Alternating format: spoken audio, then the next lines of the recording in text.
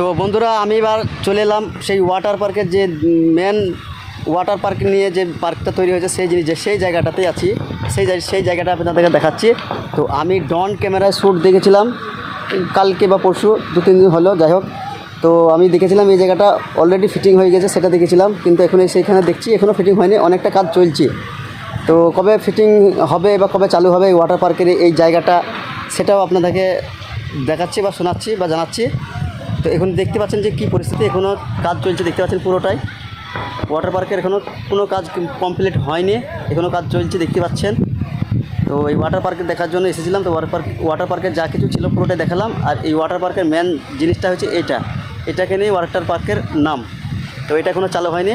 অনেক বন্ধু দেখাচ্ছে ভিডিওতে ড্রোন ক্যামেরায়, এগুলো কীভাবে সাজিয়ে করছে জানি না, তবে এখনও ওয়াটার পার্কে কিছু চালু হয়নি। তো চলো কতদিন পর্যন্ত লাগবে এটা চালু হতে, সেটা আপনাদেরকে শোনাবার জানাই।